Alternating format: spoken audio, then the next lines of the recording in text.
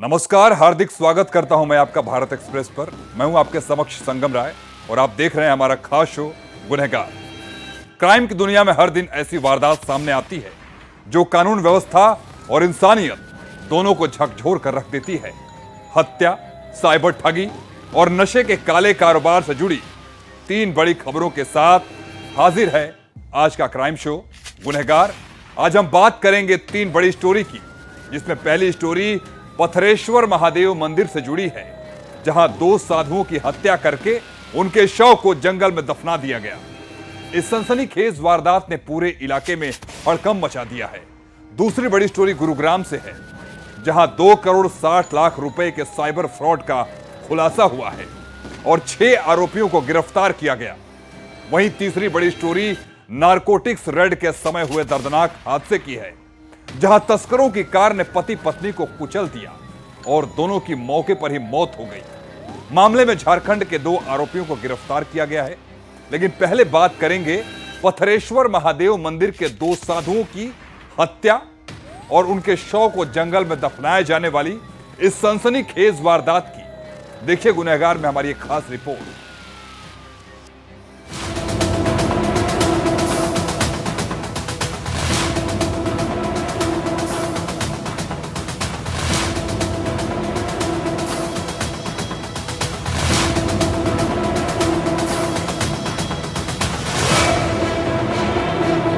हरिद्वार एक ऐसा शहर जहां हर दिन लाखों लोगों की आस्था गंगा किनारे सिर झुकाती है, जहां मंदिरों की घंटियां और भगवान शिव के जयकारों से सुबह की शुरुआत होती है।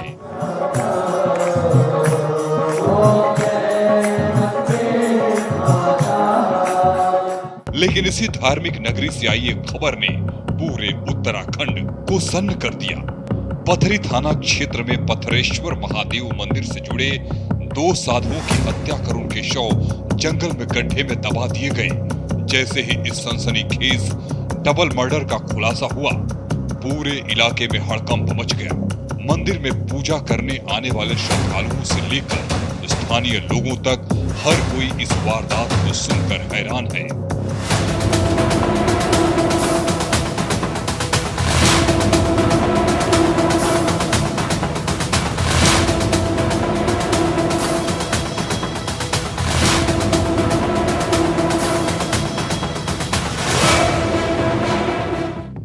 आपको बता दें, ये सनसनीखेज मामला हरिद्वार जिले के पथरी थाना क्षेत्र में पथरेश्वर महादेव मंदिर का है।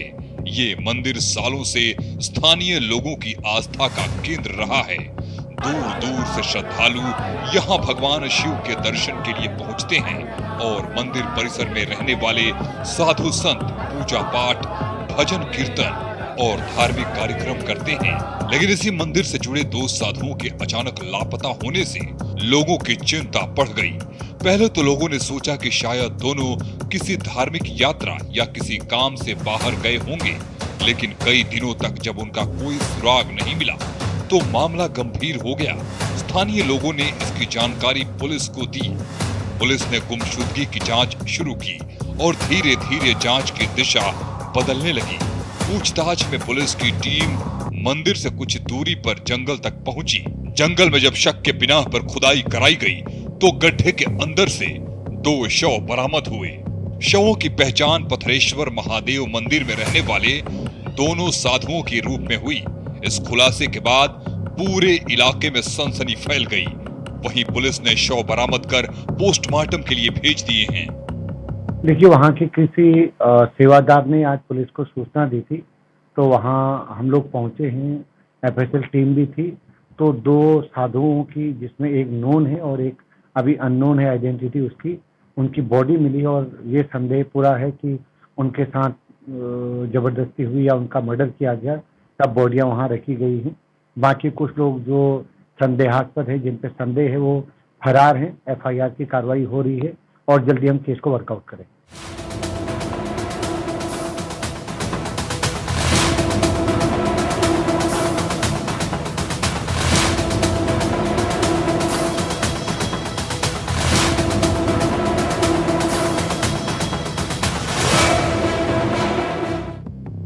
शुरुआती जांच में सामने आया कि दोनों साधुओं की हत्या के बाद शवों को जंगल में ले जाकर गड्ढे में दबाया गया था। पुलिस का मानना है कि हत्या के बाद सबूत छिपाने की नीयत से शवों को गड्ढे में दफनाया गया था। आरोपियों ने शवों को ऐसी जगह छिपाया जहां आसानी से किसी की नजर न पहुंच सके। वहीं पुलिस अब ये पता लगाने में जुटी है कि हत्या की घटना कब हुई, किस परिस्थिति में हुई और इसमें कौन कौन से लोग शामिल हो सकते हैं। इस मामले में मंदिर से जुड़े हर व्यक्ति से पूछताछ की जा रही है। पुलिस मंदिर में रहने वाले लोगों, कर्मचारियों और साधुओं के संपर्क में रहने वाले लोगों की जानकारी जुटा रही है। जांच का दायरा केवल मंदिर तक सीमित नहीं रखा गया है। पुलिस आसपास के इलाकों में लगे सीसीटीवी कैमरों की फुटेज खंगाल रही है। इसके अलावा मोबाइल फोन की कॉल डिटेल, लोकेशन की भी जांच की जा रही है। साथ ही मामले में 2 दिन पहले मंदिर में ठहरे 3 साधुओं पर हत्या का शक जताया जा रहा है, जो घटना के बाद से फरार हैं। पुलिस मंदिर के मुख्य पुजारी सहित कई लोगों से भी पूछताछ कर रही है। वहीं 2 साधुओं की हत्या की इस वारदात ने पूरे क्षेत्र को झकझोर कर रख दिया है। पुलिस का कहना है कि हत्या के पीछे की वजह आरोपियों की भूमिका और वारदात के पूरे मामले की हर एंगल से जांच की जा रही है। ये पथरेश्वर मंदिर है फूलगढ़ पथरी में। वहीं पे मंदिर में रहने वाले ही एक जो वहाँ पे पूजा पाठ करता है, उसने आगे पुलिस को सूचना दी थी कि 2 जो हैं जो मंदिर के जो पूजा करते थे, एक मेन जो हैं वो लोग कुछ गड्ढा खोद रहे थे और रात में कुछ झगड़ा भी हुआ था। तो उस संबंध में उसने पुलिस सूचना दी थी। तो पहले एक सब इंस्पेक्टर गया तो देखा कि वास्तव में 2 गड्ढे खुदे हुए हैं। तो फिर फोर्स को भेजा गया, वहाँ पे एफएसएल को भेजा गया। तो उसमें जो 2 साधु हैं उनकी डेड बॉडीज मिली वहाँ पे और उनको पीएम के लिए मॉर्चरी भिजवाया गया। और इसमें जो प्रारंभिक पूछताछ की गई तो वहाँ पे रात को बैठ के शराब पी गई थी और टोटल 6 लोग थे और 2 मृतक और 4 लोग और। तो उसमें पुलिस कार्रवाई कर रही है कि जल्दी उनको पकड़ के उनसे पूछताछ करके मामले का खुलासा कर सके।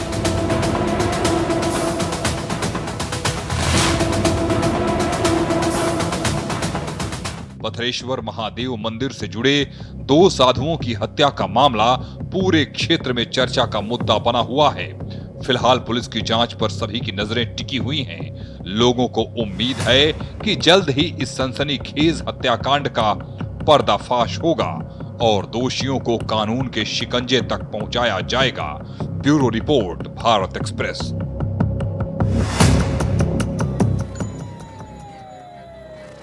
और अब बात करेंगे क्राइम की दूसरी बड़ी रिपोर्ट की। आज के डिजिटल दौर में साइबर ठग नए नए तरीकों से लोगों को अपना शिकार बना रहे हैं। गुरुग्राम में साइबर फ्रॉड के एक बड़े मामले का खुलासा हुआ है, जहां करीब 2 करोड़ 60 लाख रुपए की ठगी का पूरा खेल सामने आया है। आखिर कैसे रचा गया ठगी का यह पूरा खेल और इसके पीछे कौन कौन से लोग थे और कैसे हुआ इतने बड़े साइबर फ्रॉड का खुलासा, हमारी खास रिपोर्ट देखिए।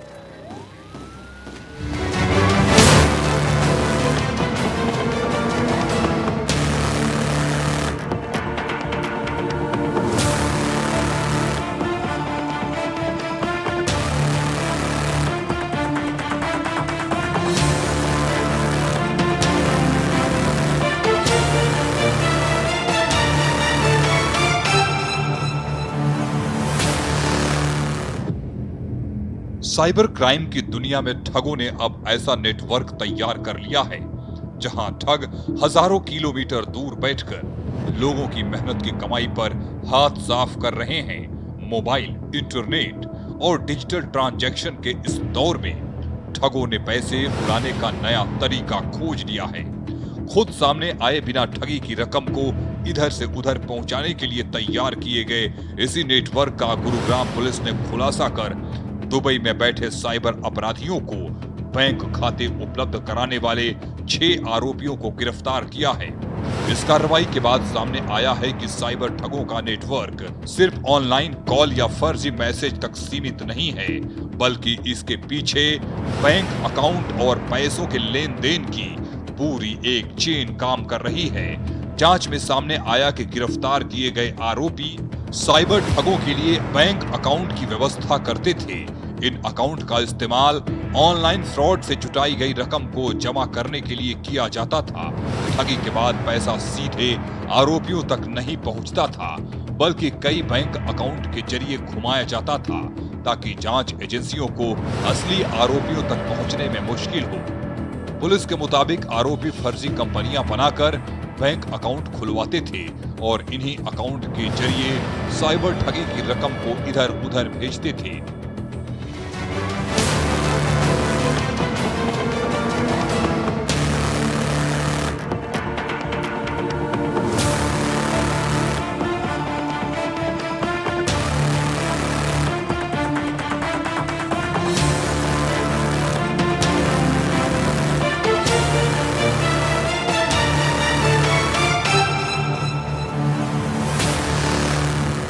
जांच में सामने आया कि मुख्य आरोपी ने दुबई के गिरोह को 200 से ज्यादा बैंक खाते उपलब्ध कराए थे। पुलिस के मुताबिक पीड़ित को व्हाट्सएप पर नामी निवेश कंपनियों के नाम से बनाए गए फर्जी ग्रुप में जोड़कर एक फर्जी निवेश ऐप के जरिए मोटे मुनाफे का लालच देकर 2,65,00,000 रुपए अलग अलग बैंक अकाउंट में ट्रांसफर करा लिए। जब पीड़ित ने निवेश की रकम और मुनाफा निकालने की कोशिश की तो उससे और पैसे जमा करने को कहा गया। जब उसे ठगी का एहसास हुआ और उसने साइबर क्राइम पुलिस स्टेशन में शिकायत दर्ज कराई, मामले की जांच special cyber crime unit sector 56 को सौंपी गई। पूछताछ में पता चला कि करीब 6 लाख रुपए की रकम मुख्य आरोपी सोनू चौधरी की फर्जी कंपनी के बैंक अकाउंट में आई थी। पुलिस के मुताबिक पुनीत चौधरी और सम्राट सिब्बल दुबई में बैठे साइबर गिरोह के लिए काम करते थे। ठगी की रकम को कई अकाउंट से घुमाने के बदले गिरोह को करीब 5% कमीशन मिलता था। Cyber crime police station east की FIR नंबर 35 ऑफ 2025 की इन्वेस्टिगेशन जो कि क्राइम यूनिट साइबर डिवीजन के द्वारा की जा रही थी, उसमें 18 जुलाई को जो complainant retired air marshal TS Chatwal हैं, उनके साथ इन्वेस्टमेंट फ्रॉड हुआ था करीबन 2,65,00,000 रुपए का। उसकी तफ्तीश के संबंध में सेकेंड लेयर का एक अकाउंट बेनिफिशियरी था जिसके खाते में 6 लाख रुपए का अमाउंट क्रेडिटेड था। यह खाता इंडियन ओवरसीज बैंक में सोनू चौधरी और आकाश सोनी के नाम पे अकाउंट ओपन है। इस खाते पे जब इन्वेस्टिगेशन की गई तो सोनू चौधरी को अरेस्ट किया गया गाजियाबाद से। उसके डिस्क्लोजर के बेसिस पर उसने बताया कि उसने अपना अकाउंट पुनीत नाम के एक एग्रीगेटर को बेचा हुआ है जो कि बहादुरगढ़ में रहता है। उस पर तुरंत कार्रवाई करते हुए इंस्पेक्टर विजयन, ASI चुन्नी, PSI नवीन, ASI विजय, वीरेंद्र, धीरज और मोहन की टीम ने बहादुरगढ़ ओमेक सिटी में रेड करी, जहां पर एक फ्लैट के अंदर यहाँ 4 लोग पुनीत के साथ रहते पाए गए, जिसका नाम पुनीत, अभिषेक, विकास और दुष्यंत है। ये चारों लोग वहाँ पे खातों को खुलवाने का और इन खातों को आगे साइबर फ्रॉड में यूज करने के लिए देने का काम कर रहे थे। आपको बता दें, साइबर अपराधियों ने एक ऐसा सिस्टम बना रखा है जिसमें अलग अलग लोगों को अलग अलग जिम्मेदारियां दी जाती हैं। कुछ लोग लोगों को ठगी का शिकार बनाते हैं, कुछ लोग फर्जी पहचान और मोबाइल नंबर उपलब्ध कराते हैं, जबकि कुछ लोग बैंक अकाउंट उपलब्ध कराकर ठगी की रकम को संभालने का काम करते हैं। गिरफ्तार किए गए 6 आरोपी इस नेटवर्क की एक अहम कड़ी बताए जा रहे हैं। पुलिस जांच में ये भी सामने आया है कि बैंक अकाउंट उपलब्ध कराने के लिए लोगों को पैसों का लालच दिया जाता था, उन्हें कमीशन देने या आसान कमाई का झांसा देकर अपने साथ जोड़ा जाता था, लेकिन बाद में उन्हीं खातों का इस्तेमाल लाखों और करोड़ों रुपए की साइबर ठगी में किया जाता था। जांच में ये भी सामने आया कि पुनीत कई बार दुबई जा चुका है और हाल ही में वहां से लौटा था। पुलिस ने आरोपियों के कब्जे से 3 laptop, 16 mobile phone, 90 ATM card, 42 chequebook, 35 SIM card, 4 कंपनियों की मुहरें और दुबई वीजा वाला पासपोर्ट बरामद किया है।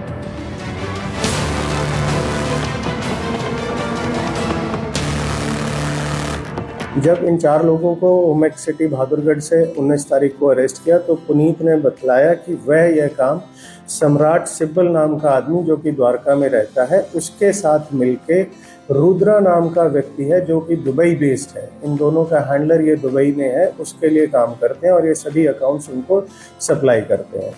ओमेक सिटी के अंदर जब रेड की गई तो इन सभी अपराधियों से वहाँ पर कुल 3 laptop, 16 mobile phone, 90 ATM card, 42 chequebook, 4 stamps, 33 SIM card और 1 पासपोर्ट पुनीत का हमारे को मिला। जब पासपोर्ट का एनालिसिस किया गया तो उसके ऊपर 4 स्टैंपिंग्स हमारे को 2023, 24, 25, 26 में पुनीत के ट्रैवल की मिली हैं, जो कि ये रेगुलरली दुबई विजिट करता रहता है। अभी प्रिलिमिनरी राउंड ऑफ इन्वेस्टिगेशन में जो पुनीत से पूछताछ हुई है उसमें उसने बतलाया है कि वो रुद्रा से मिलने के लिए दुबई जाता है, जो कि इनका हैंडलर है, जो यहाँ अकाउंट ओपन कराता है और इन अकाउंट्स को आगे साइबर क्राइम फ्रॉड में यूज़ करने के लिए लोगों को देता है।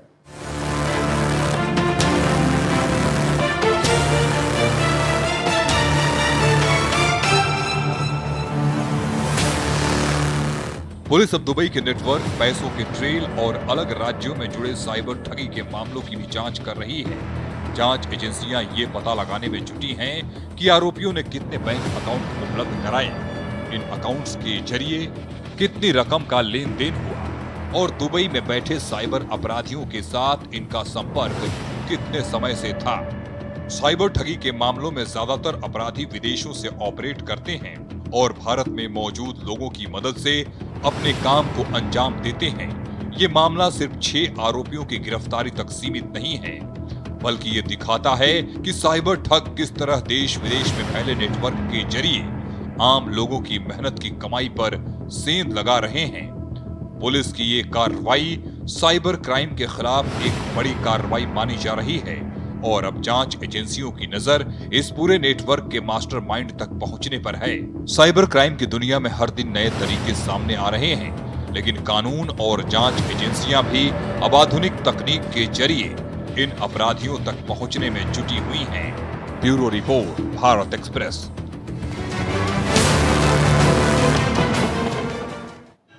और अब बात करते हैं क्राइम की तीसरी बड़ी रिपोर्ट की। नशे के कारोबार पर कार्रवाई के दौरान एक दर्दनाक हादसा सामने आया है। नारकोटिक्स रेड के दौरान तस्करों की तेज रफ्तार कार ने पति पत्नी को कुचल दिया, जिससे दोनों की मौके पर ही मौत हो गई। घटना के बाद पुलिस ने कार्रवाई करते हुए झारखंड के 2 आरोपियों को गिरफ्तार कर लिया है। आखिर कैसे हुआ यह दर्दनाक हादसा और क्या है ये पूरा मामला, हमारी रिपोर्ट देखिए।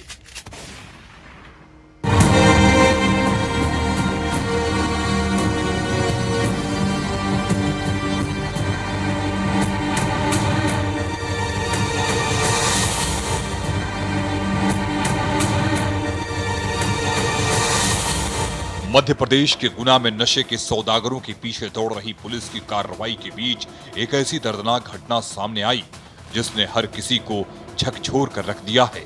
ड्रग की तस्करी करने वाले अपराधियों ने खुद को कानून के शिकंजे से बचने के लिए सड़क पर एक ऐसा खूनी खेल खेला जिसने एक हंसते खेलते परिवार को पल भर में तबाह कर दिया।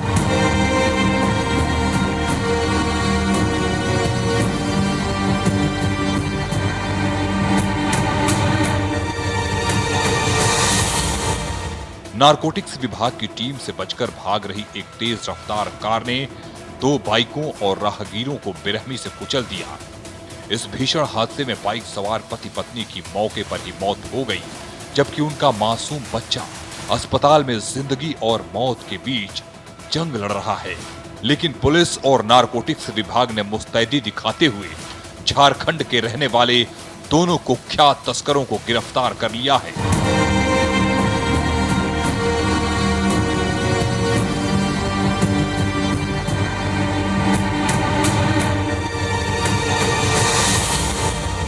केंद्रीय नारकोटिक्स विभाग की टीम को एक खुफिया जानकारी मिली थी कि मध्य प्रदेश के गुना के मामन इलाके से नशीले पदार्थ डोडा की एक बहुत बड़ी खेप गुजरने वाली है। इस सटीक जानकारी के आधार पर टीम ने मामन इलाके में जाल बिछाया और घेराबंदी की।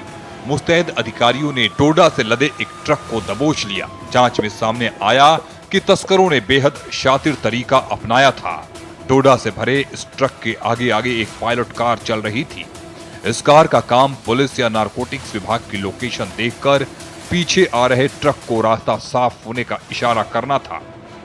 जैसे ही कार चालक को भनक लगी कि ट्रक पकड़ा जा चुका है और टीम उसकी तरफ बढ़ रही है, उसने पकड़े जाने के डर से अपनी कार की रफ्तार बढ़ा दी।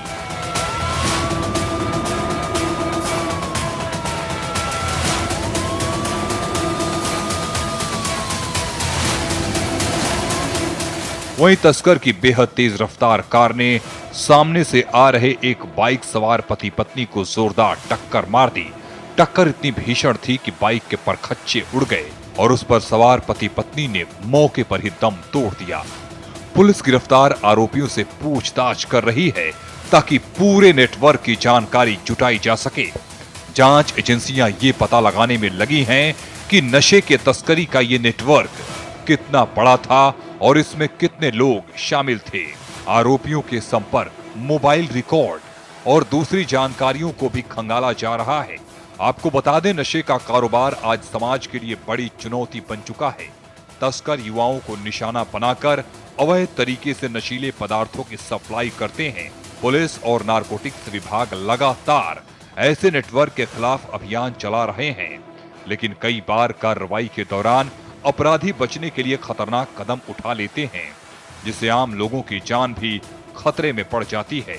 नारकोटिक्स से जुड़े मामलों में पुलिस आमतौर पर तस्करी के पूरे नेटवर्क तक पहुंचने की कोशिश करती है। सिर्फ छोटे स्तर के तस्करों की गिरफ्तारी से समस्या खत्म नहीं होती।